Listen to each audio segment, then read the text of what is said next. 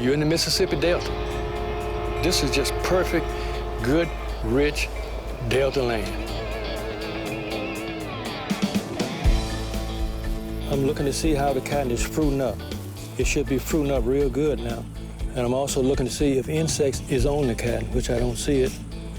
Edmund Clark is still farming family-owned land he first plowed with the mule as a boy. So it would take us like 3 days to plow this 35 acres with a mule. And now I'm farming better than 700 acres. In the early 1960s, the Clark family lived and farmed in the most racially repressive state in America. There was a cross that was burnt in front of my house. There were 2 crosses burnt right up the road here. The Klan, they put those crosses to send a signal to stop what you're doing. The police also had a response for those who questioned the status quo. Mississippi in the 60s was a war. The mistake you can make here not only could cause your life, it could cause somebody else's life. The Clarks and many farmers and landowners like them joined the movement, risking their land and their lives. They dared to challenge racial repression in Mississippi and ended up changing America. There was a network of black landowners. This was really our secret weapon. It would have been impossible for there to be a civil rights movement in the 60s without black landowners. This is one of the civil rights era's untold stories.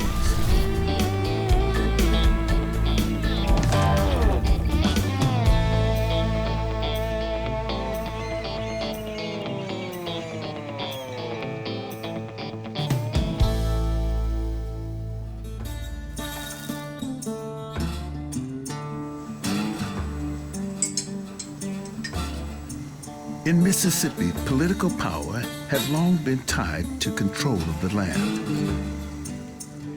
For 150 years, cotton was the heart of the state's economy. And while producing great wealth for the plantation owners, those who worked the fields were denied education and mired in America's worst poverty. Racial segregation laws in place since the late 19th century imposed an apartheid system in the American South. Access to land was also restricted. The good land agriculturally was kept by the white people. The blacks were able to buy only the poor land. Against the odds, blacks gained title to over 1 million acres of land in Mississippi. It was a very small part of the state as a whole, but a very big part of several counties. But in the early 60s, blacks were still denied the right to vote. There were still counties in the state with large black populations without a single registered black voter. The time to change had arrived, whatever the cost. The Freedom Summer Project of 1964 brought hundreds of volunteers, both black and white, from across the country to take part in a massive voter registration campaign and challenge laws and customs of the state. At the time, Mississippi had the lowest black voter participation rate in the country, at less than 6%. We're having a Freedom Day for registration. We want you to come down tomorrow and register. Yet despite this repressive state of affairs, the federal government would do nothing to support the effort. We most certainly do not and will not give protection to civil rights workers.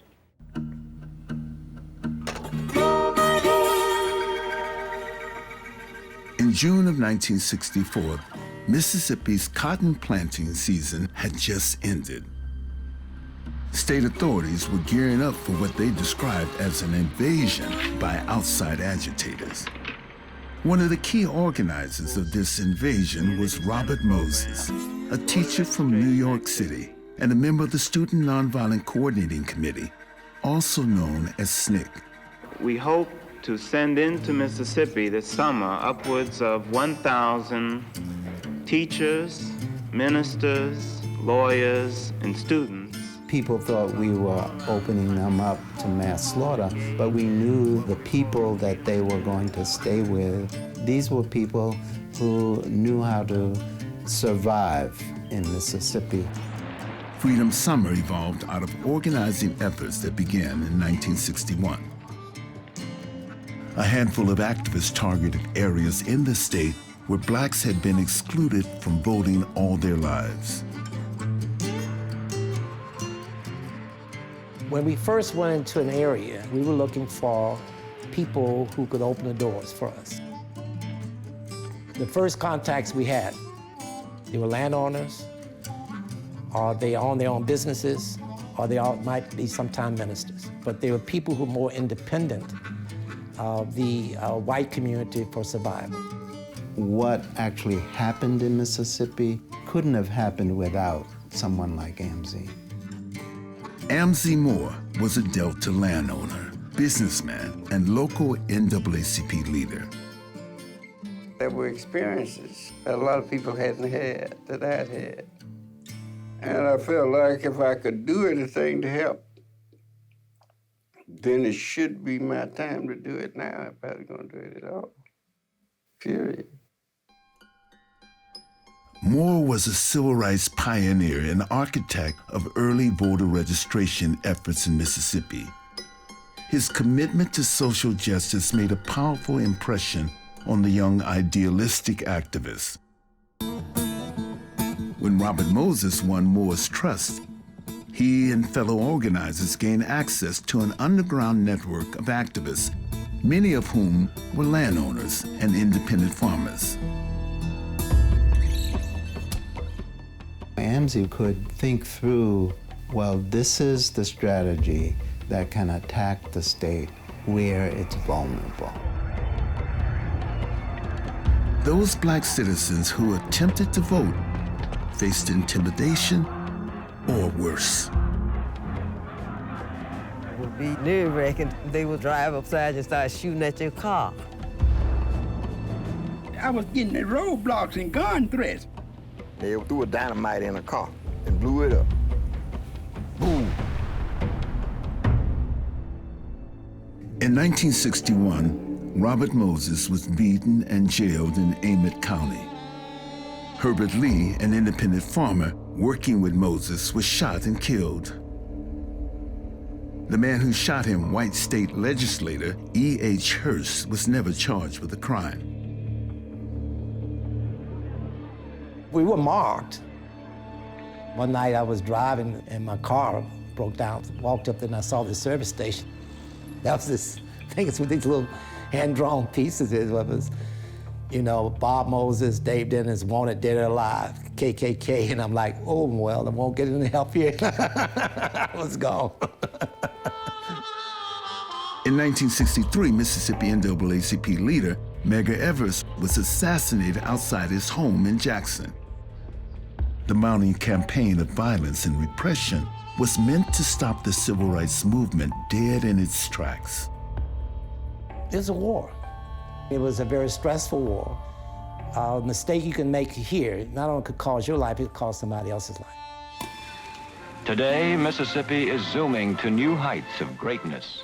In an effort to combat the image of violent racial hatred in Mississippi, the state agency in charge of defending segregation produced a film which highlighted the achievements of independent black farmers. There are 27,000 colored farmers in Mississippi. They own over 1,700,000 acres of land. I purchased a farm of 120 acres. What this PR campaign didn't mention was that a black farmer attempting to register to vote could end up beaten or dead. Such great strides could not have been made without the full cooperation of both the white and the colored citizens. One of the poorest counties in the state, but one with the highest percentage of black landowners, was Holmes County.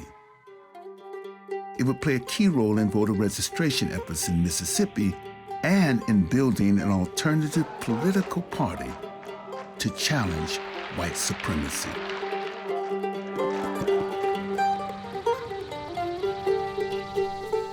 This is cotton right here.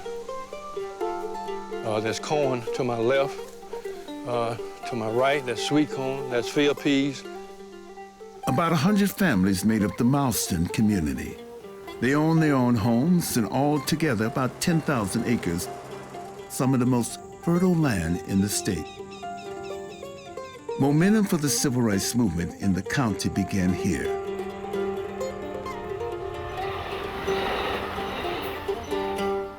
The Mileston community came to us. We were in Greenwood, and they came to us and said, we want you guys out here.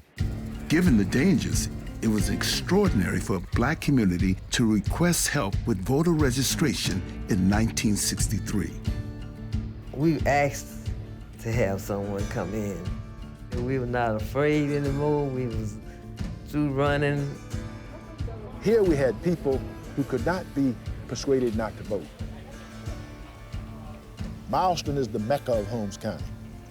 Mileston is where most of the leaders came from. Mileston is where there was a tradition of resilience.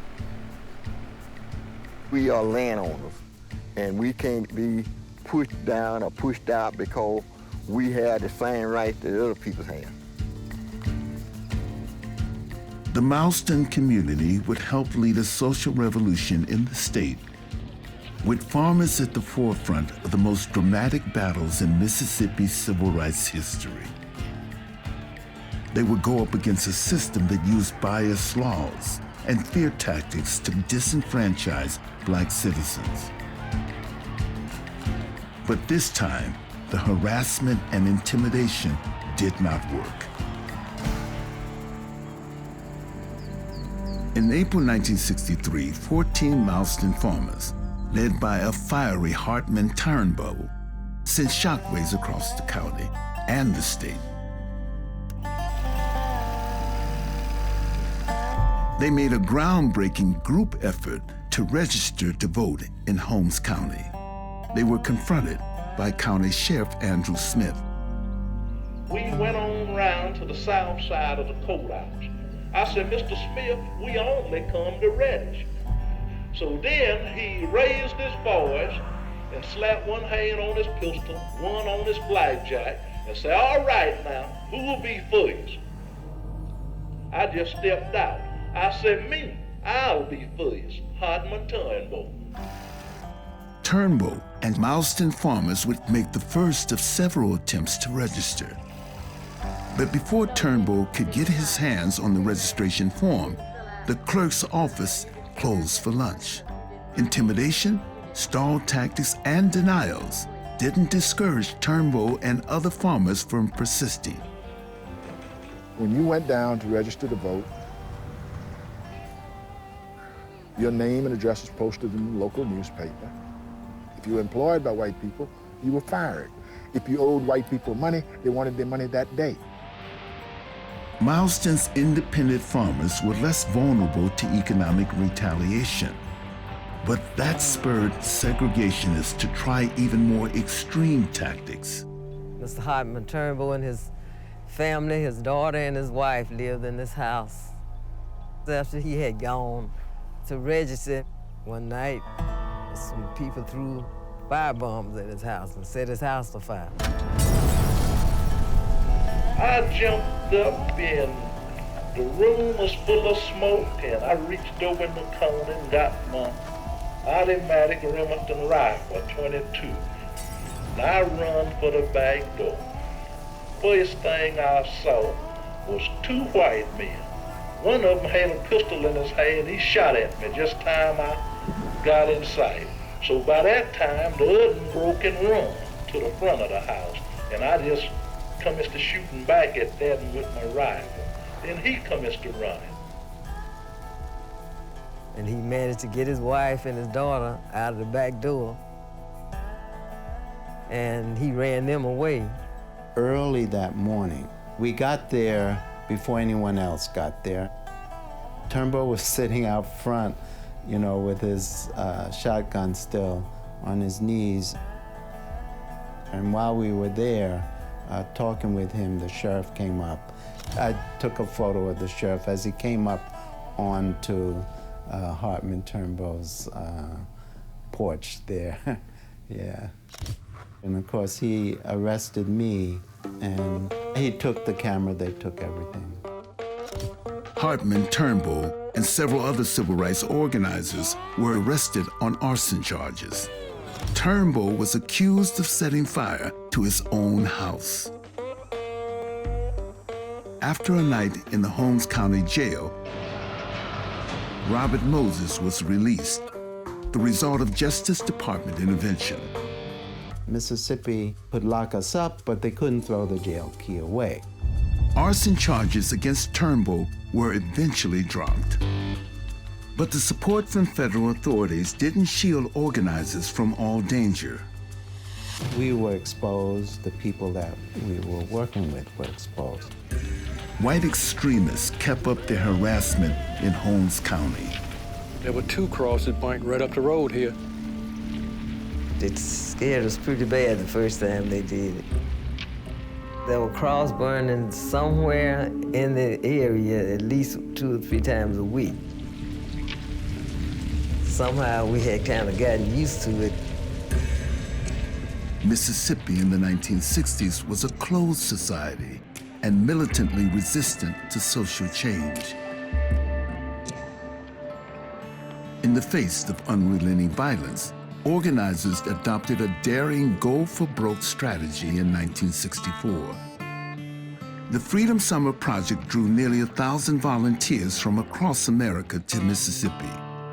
They were intent on registering Black voters, building a new political party, and shattering the foundations of white supremacy. Behind it was a coalition of leading civil rights groups.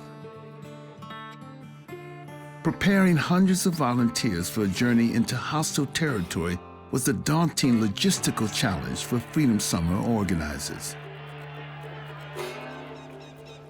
Finding local families willing to risk their lives to provide safe havens for summer volunteers was crucial. In Malston, organizers found many such families, including Edmund Clark's. They were sleeping all over the house. My room and the other rooms in the back. There were, on average, we was at least 8 people or 10 people in the room. They were sleeping in the garage. The old barn is down. We had plenty of hay in the barn, and sometimes they were sleeping in the barn. There were people from New York, California. There were about 35 people living in that house at one time. Not far from Clark's land is Griffin McLaurin's farm. He too took in volunteers. We're looking at the pink eye, purple hull pea. 2 stayed with us, and Jack Lewis, him and his family had 2, and Chester Hayes had 2, and Norm Clark had 2, and the Howards down the road had 2, and I think he was 2 with the Davis, Shadrach Davis.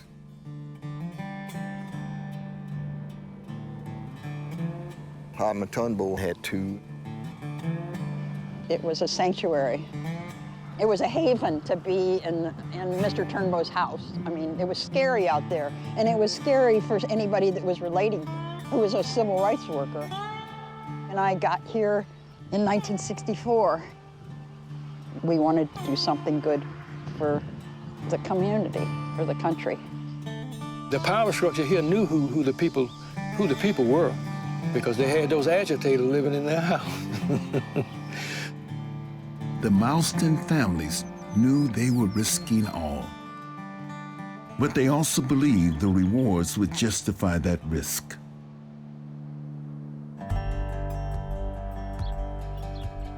Land ownership had long held a promise of family security, economic independence, and control over one's own destiny.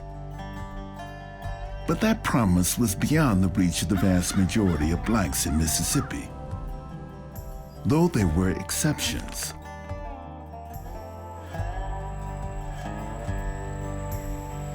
In the early 60s, there were people that used to drive down through here and just stop sometime and say, you know, I heard about this, you all have land. It was just unbelievable to a lot of people. How did 100 Black families in Malston gain control of 10,000 acres of some of the best cotton-growing land in the state. There's one member of the land-owning family in Holmes County who knows better than most how it happened. We're just driving right through the middle of the Refuge Plantation, the original, the home place there, where I grew up. Brian Jones III of Holmes County is a banker and former Delta planter. Yeah, I was born and raised right here, played here, worked here. The Jones family has grown cotton in the Delta since the 1890s. They were one of the largest landowners in the history of the county. My grandfather and his brothers, they had about 13,000 acres of farmland here in Holmes County. They had about 20,000 total. They owned 10 plantations in which hundreds of families worked as sharecroppers.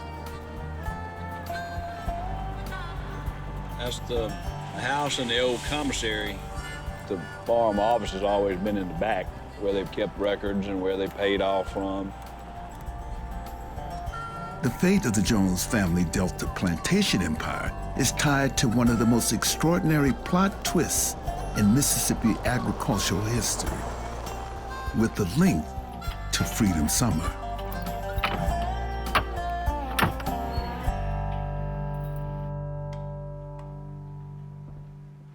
It's one of the old plantation safes. They would keep deeds in here and money that they would pay. Some bookkeeping ledgers in the plantation commissary have been collecting dust for over 75 years. They offer a unique window into the plantation life in the Jim Crow South and the world of sharecropping, which once dominated the Delta. This is a book from 1936. It's Marcella. This ledger contains the names of all the sharecroppers at this one plantation. John Barrett, Prince Berry, Eugene Blackman, George Blackman. Some of the descendants of these sharecroppers would become active in the civil rights movement to come. All those same sharecroppers worked for my father and aunt till forever, till they either died or, he just didn't need that many people anymore. In spite of vast land holdings, 1936 was a tough year for the Jones family business. The Great Depression had not yet ended. Cities were gripped by mass unemployment, even hunger. In the country, farmers big and small faced foreclosure. In the 30s, my family didn't have any money. They had land, but they didn't have any money to feed people, to feed their labor, their sharecroppers themselves. They were just short of cash money. Franklin Delano Roosevelt announced a dramatic range of innovative new policies to help the country as a whole, and farmers in particular. It was called the New Deal. The people of the United States have received at least a partial answer to their demands for action. There was this period of fairly radical experimentation in this first 100 days of Roosevelt's administration. And there was a moment when there was a real turning point in exactly how these new policies were going to play out. The U.S. Department of Agriculture would oversee over 100 resettlement projects for small farmers who lost their farms due to foreclosure. New farming communities were built from the ground up. But some plantation owners were facing hard times. My grandfather wrote one of his brothers in Washington, D.C., asking for money to carry the labor through the winter. And I think he got turned down, so they didn't, I think that's probably when they started trying to sell the land. Roosevelt's New Deal Resettlement Agency wanted more land for one of its most radical experiments. At that time, that was a large tract of dirt. Wasn't anybody else to buy the land but the government. The deeds in the Jones plantation safe were about to change hands.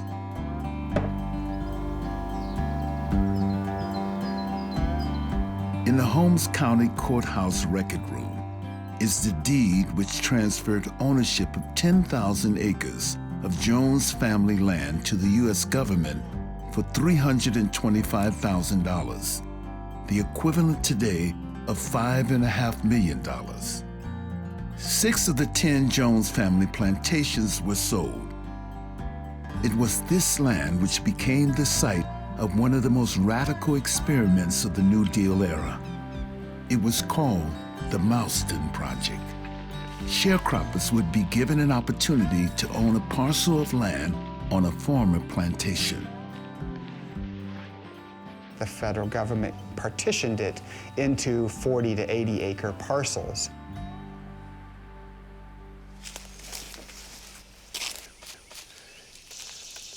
This is one of the original houses that were built during the New Deal. Each Mauston homestead came with more than just a house. Every house had a chicken house. Of course, you know, back then, we didn't buy chicken, we raised chicken. My mother used to have sometimes 300 chickens. Every house had a barn.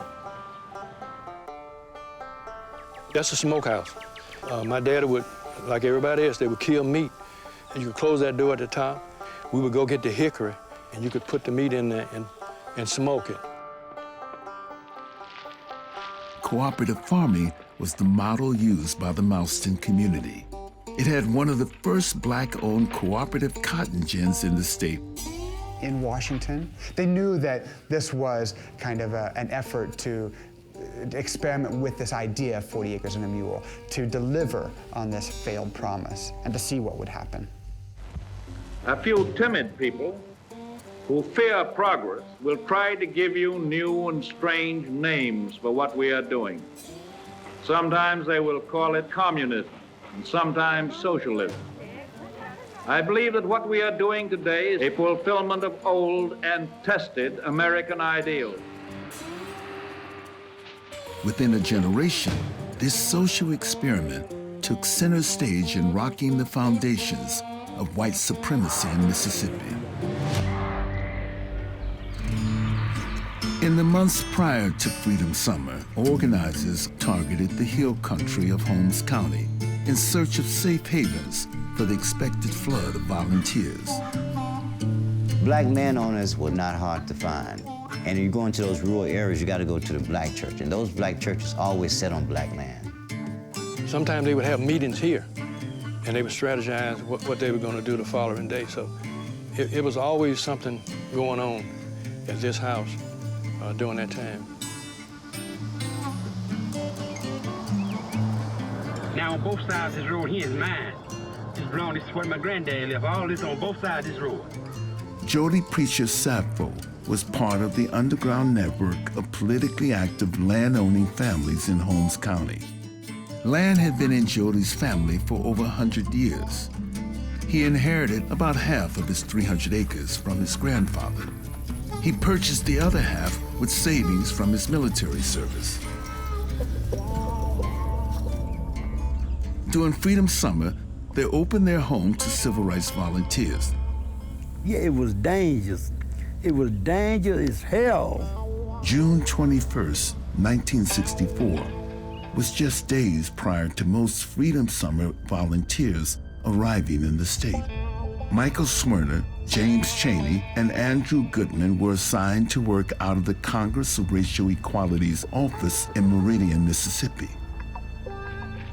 They had been investigating the firebombing of the Mount Zion Church. James Chaney, Andrew Goodman, and Michael Schwerner went to Mississippi to help register Negroes as voters. They went missing near Philadelphia, Mississippi. My brother and his companions didn't come back to the city, and they didn't call. In the 60s, that was a routine that movement people did. They called into the office, and they never, unless on rare occasions, would they be out on the highway, especially with an interracial mix at night. From Meridian, it's a short drive to the hill country of East Central Mississippi, where James Chaney had been making crucial contacts with local landowners in the weeks before Freedom Summer. My brother, one of his main jobs was to go into these rural areas and identify places that could be used for freedom schools. The ideal locations was always in black churches in somewhere in the country. And the land that the church was built on black farmland, and the surrounding areas was black farmers. Mississippi in the 60s was a war. I think that nobody knew more about the dangers of what was going on than my brother. Let me just describe to you one meeting that took place. When he got to the county line, he turned off the headlights. He started driving on these back roads, and they said about 80, 89 miles an hour, just driving real fast. And most of the areas was heavily clan territory. Finally, he pulled up into a vacant lot. Nobody knew how he recognized where the lot was at. Then he flicked the headlights. It was the deacons and the pastor of the church, and they were local farmers. They were there. And that's when he got the word that they were going to let him and Mickey Swan and use that church for a freedom school. Among the last people to see Cheney and his two colleagues alive was a black landowner, Cornelius Steele, and his 10-year-old son, John. Both were in the Mount Zion Church on the night it was firebombed by the Klan. I was in the church, and the back door of the church opened, and I saw something like a white shirt or a sheet in the back. So I ran out the door, closed it behind me, ran down the steps, and my father was standing outside the truck and told me to come and jump. Swerner, Cheney, and Goodman, they had come to see the people that had been helping them with voter registration in the area. My father was in an uproar about them coming into the area. The word was out that they wanted to kill him. My father offered them to stay there that Sunday. He felt that it was too dangerous for them to leave. He would hide their cars and keep them safe. If John Steele's father did offer an armed escort by local farmers, it was declined. It had been stressed at the training school they had just completed that the federal government could offer them little protection. News of the missing civil rights workers led many to assume the worst. And more summer volunteers were on the way. The Sunday when the 3 civil rights workers got killed in Philadelphia, that Sunday night, 3 came here to my house, to my home here, came in a Volkswagen. My father-in-law came down, he was afraid. He came down and he said, son, I wouldn't take those people in my house. Say, somebody just got killed. I said, well, I ain't got but one time to go. I said, I'm gonna take them. So we took them in. In spite of the disappearance of 3 civil rights workers, hundreds of volunteers continue to head south. And Mississippi families were still willing to shelter them in counties across the state. Given the fact that the 3 civil rights workers are missing and were presumed dead, they asked us to stop and think about whether we really were prepared to go there. Jody and his wife, they were really out in the boondocks.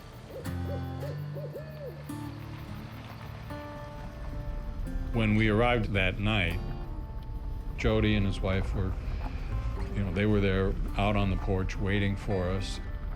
And there we were suddenly on their doorstep.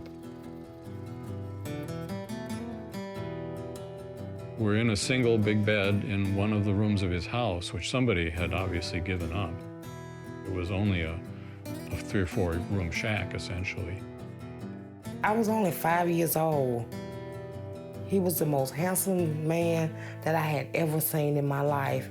And he was a white man, and he was nice to me, and that made him even more beautiful. Yeah. To have white civil rights workers living among black families was an affront to the customs of white Mississippians. I just was getting gun threats. I was getting roadblocks and gun threats. Jody, he had a shotgun or something propped up in the corner of one of the rooms of his house. Everybody knew who had guns, particularly if you hunted. And just to have a gun in your truck, that's a deterrent. People in the farms in the rural areas not only protect themselves from wild animals or from snakes or whatever, but also they protect themselves from the Klan. The civil rights movement was committed to nonviolence, but farmers facing death threats in the hill country or a campaign of terror in the Delta were prepared to use arms if necessary to defend their families, their homes, and their guests. This road makes a big circle, comes back around and go right back out to Highway 12 at the store. So they would set up guard points, and they would set there all night long. Different farmers would take certain nights to watch and make sure that nobody came in here to do harm to the people in this community. We were standing our ground. 7 to 10 of us would be all scattered all around in the weeds. Land ownership bestows on you the right to protect yourself and your property, and people understood that he was entirely capable of defending himself if he needed to. We were embedded in these communities. Self-defense was a part of the culture of these communities. There was no way, to quote Bob Moses, in fact, a little group like ours was going to change that culture, and we made no effort to do it. Freedom Summer volunteers relied on black landowners for their protection, but that protection went beyond using guns, as many were to find out. Along with their voter registration work, Freedom Summer volunteers canvassed black communities to build support for a new political party, the Mississippi Freedom Democratic Party. It was a grassroots alternative to the state's powerful, white-only Democratic Party. But it generated a backlash from state authorities. There would be hundreds of arrests, breach of the peace, unlawful assembly, disobeying the orders of a police officer. Wholesale arrests had the potential to break the spirit of the movement and bankrupt civil rights organizations. But a cash-strapped movement had a crucial weapon: property bonds. Property bonds was a custom. Holmes County being a rural county, almost all the African-American people back then owned land, be it their land or their family's land. Black landowners had a resource which proved invaluable to the movement: to help rescue activists from notorious Mississippi jails. The judicial system would say to you that you have the choice of putting up cash or a property bond. Black people in Mississippi didn't have a lot of cash, and white people in Mississippi weren't putting it up. They were busy putting people in jail.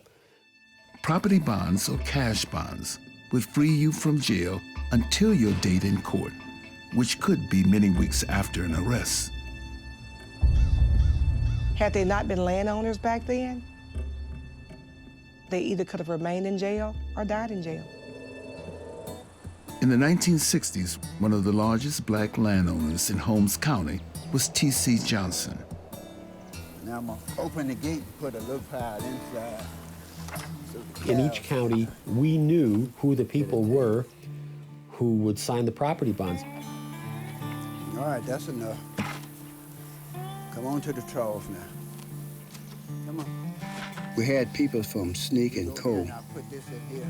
to come in, and they would kind of contact people who kind of had their own, and seemed like I was one. The landowner posts a property bond, risks their home, their farm, and their livelihood.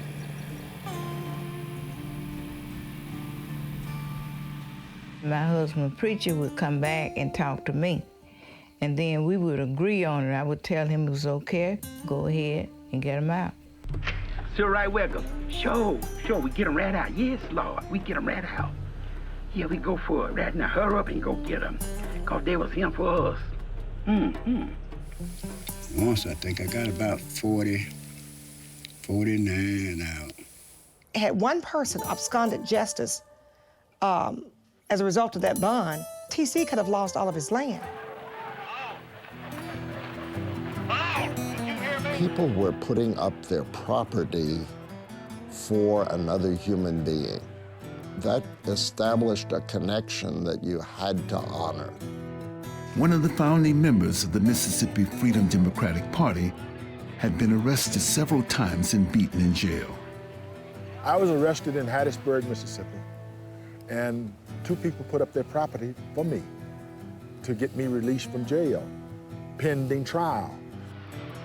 Later that summer, a delegation of the MFDP planned to attend the 1964 Democratic National Convention in Atlantic City. Guyot faced a dilemma. I had a choice. As chairman of the Mississippi Freedom Democratic Party, I could go to Atlantic City and participate in that, but they would lose their land. So I really didn't have a choice. Property bonds, in many situations, many counties, many arrests, were really the backbone of getting people out of jail and getting them out quickly. Even the farmers in Mileston, who owned some of the best cotton-growing land in the state, were prepared to risk all to get people out of jail. This land here was put up like other farmers in this community. They put up that land there. It was an ongoing thing. They didn't want to do it, but they understood the importance of doing it to make sure the movement would continue. If you start with the earliest days of the movement, if you count not just the individual arrests, but the mass arrests, I'd say property bonds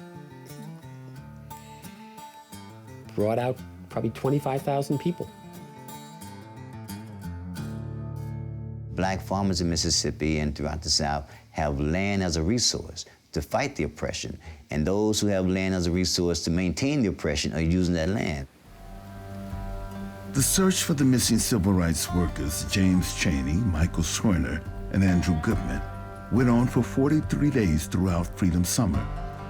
Then on the 44th day came the news. I got a call from my mom. I had to come home, and they had found the bodies. They had found 3 bodies in a dam in Neshoba County, and autopsies were going to be taken the next morning.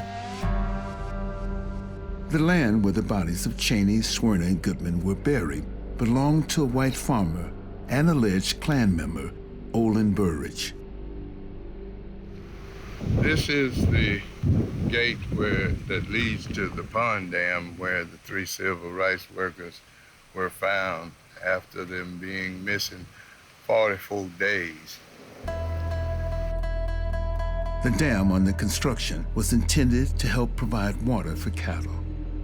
An FBI informant alleged that Burridge bragged to Klansmen that he had enough land to bury 100 civil rights workers.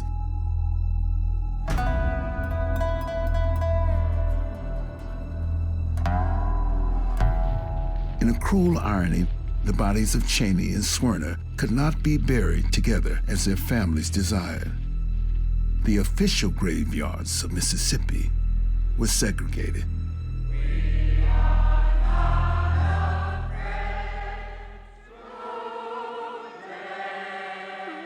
They were not sacrificial lambs, but their death galvanized the country. Just the 44 days looking for their bodies galvanized the country, that this country decided to make a major change.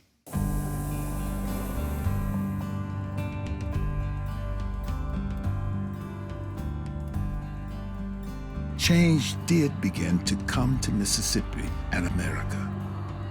After a summer of beatings, arrests, firebombings, and murder, Congress passed the 1964 Civil Rights Act.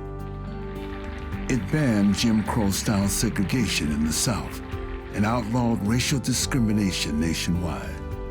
But this landmark legislation did not go far enough to end Mississippi-style voter discrimination. The fight for constitutional rights of all Mississippi citizens would continue. What was unusual was to have a community of local farmers who were ready now to actually enter into the political arena. A closed society was being pried open by many courageous and unsung heroes. In order for us to progress, you know, we had to take some chances. This was something ordinary people did. They said, I've made my choice. This is what's necessary. I'm fighting to change Mississippi. Having your own land, this was something that my parents really, really thought that they were blessed. Put God first. And then my land is next.